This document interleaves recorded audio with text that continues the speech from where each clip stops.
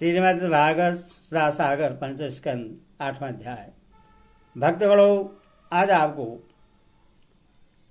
सुधा सागर में भरत जी का मिर्ग के मोह में फंसकर मिर्ग योनि में जन्म लेना, यह कथा सुनाऊंगा। आप इसको ध्यानपूर्वक सुने और इस चैनल को लाइक एंड सब्सक्राइब जरूर करें। कृष्ण भगवान तुम्हारा कल्याण करेंगे। कथा सुनिए। श्री सुखदेव जी कहते हैं, एक बार भरत जी गंडकी में स्नान कर नित्य नैमित्त तथा शौचादि अन्य आवश्यक कीर्तियों से निवृत्त हो परवण का जप करते हुए 3 मुहूर्त तक नदी की धारा के पास बैठे रहे।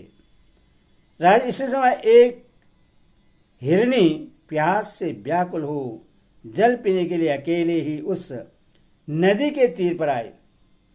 अभी वह जल पी ही रही थी कि पास ही गरजते हुए सिंह की लोग भयंकर दहाड़ सुनाई पड़ी। हिरण जाति तो स्वभाव से ही डरपोक होती है। वह पहले ही चौकनी होकर इधर उधर देखती जाती थी।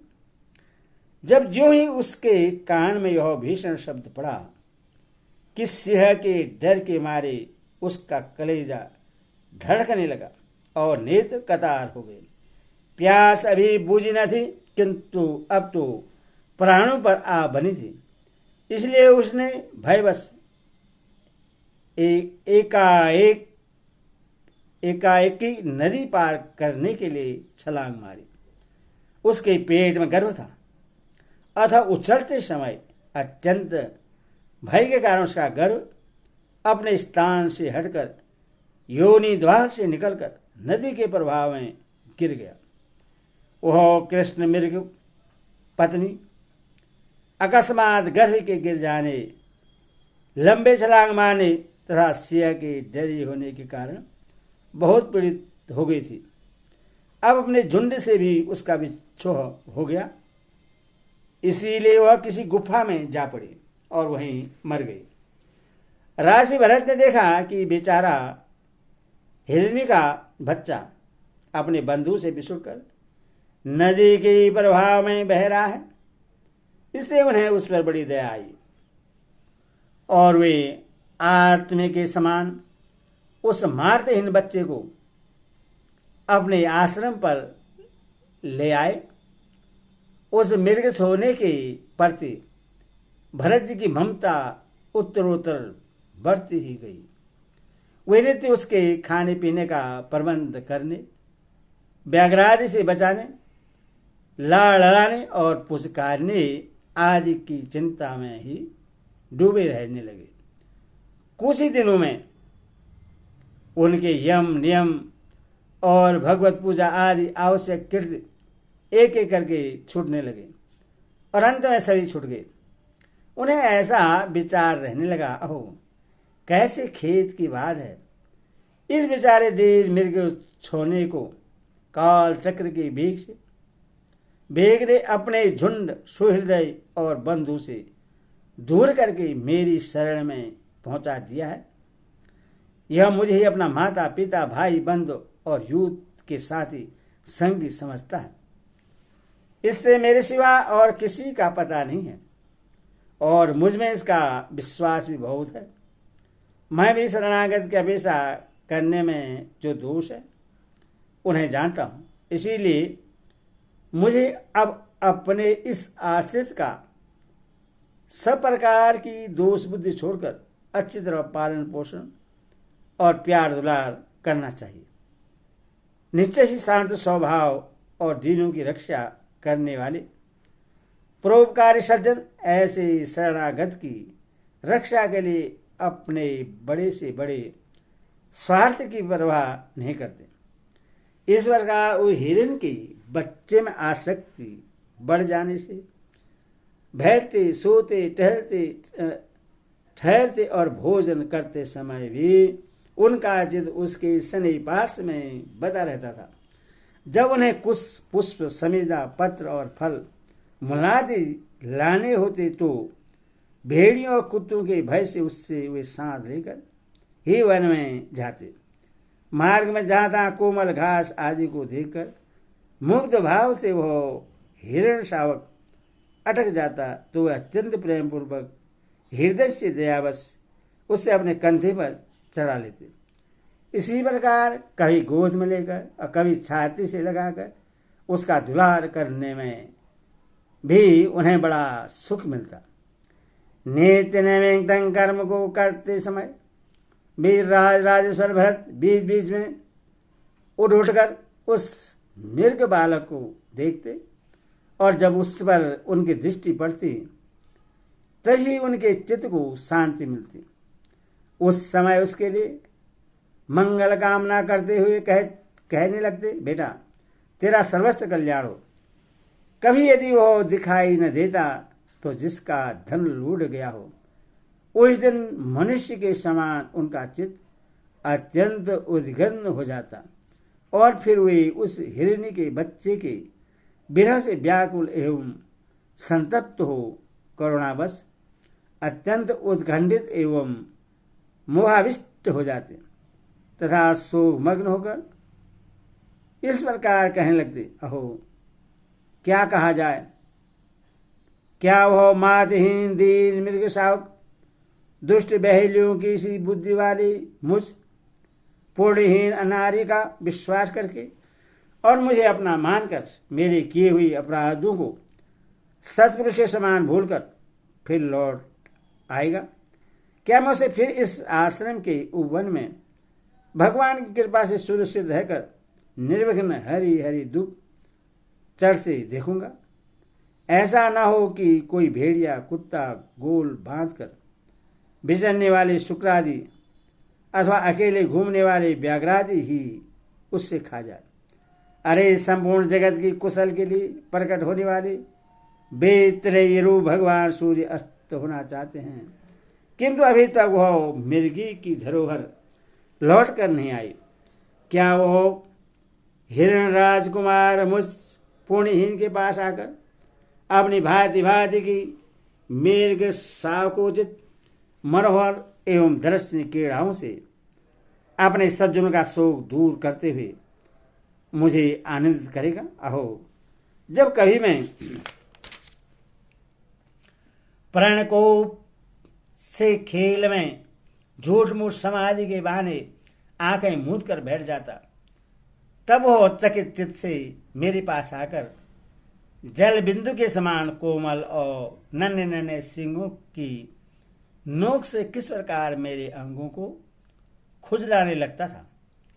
मैं कभी कुसुम पर हवन सामग्री रख देता और वह उन्हें दांतों से खींचकर अपवित्र कर देता, तो मेरे डांटने डबड़ने पर वह अत्यंत भयभीत होकर उसी समय सारी उछल कूद छोड़ देता और ऋषि कुमार के समान अपनी समस्त इंद्रियों को रोककर चुपचाप बैठ जाता था।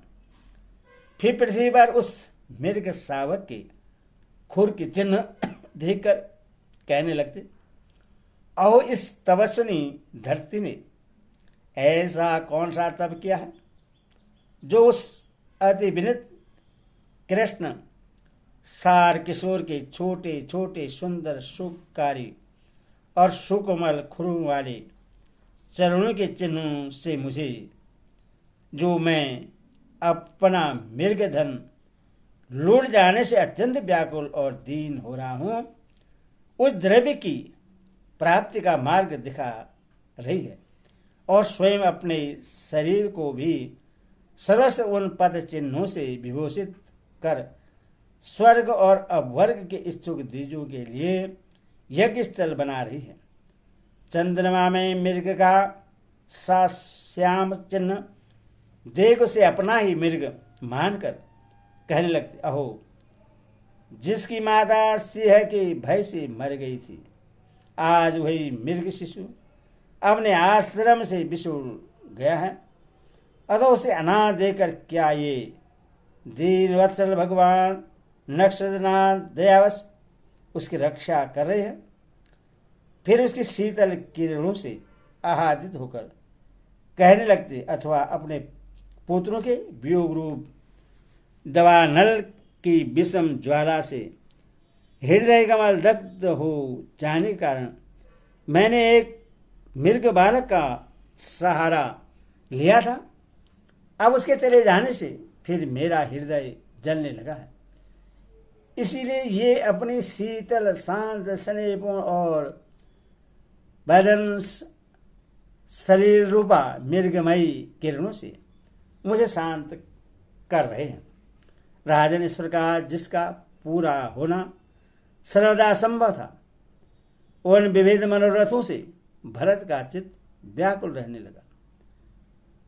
अपने मृग शावक के रूप में प्रतीत होने वाले पारबंध कर्म के कारण तपस्वी भरत जी भगवदा राधन रूप कर्म एवं योगानुष्ठान से च्युत हो गए। नहीं तो जिन्होंने मोक्ष मार्ग में साक्षात विघ्न रूप समझकर अपने ही हृदय से उत्पन्न दुस्तज्य पुत्रादि को भी त्याग दिया था, उन्हीं की अन्य जाति हिरण्य शिशु में ऐसी आसक्ति कैसे हो सकती थी। इस प्रकार राशि भरत विघ्नों के वशीभूत होकर योग साधन से भ्रष्ट हो गए और उस मृग छोड़ने के पालन पोषण और लाड प्यार में ही लगे रहकर आत्मस्वरूप को भूल गए। इसी समय जिसका टहलना अत्यंत कठिन है, वह परवल बेगसारी करार काल चूहे के बिल में जैसे सर्व घुस आए, उसी प्रकार उनके सिर पर चढ़ाया। उस समय भी वह हिरण शावक उनके पास बैठा पुत्र के समान शोकातुर हो रहा था। वे उसे स्थिति में देख रहे थे और उनका चित्त उसी में लग रहा था। इस प्रकार की आसक्ति में मृग के साथ राजा, मृग के साथ उनका शरीर भी छूट गया। तदनंतर उन्हें अंतकाल की भावना के अनुसार अन्य साधारण पुरुष के समान मृग शरीर ही मिला, किंतु उनकी आराधना पूरी थी। इसी से उनकी पूर्व जन्म की स्मृति नष्ट नहीं हुई।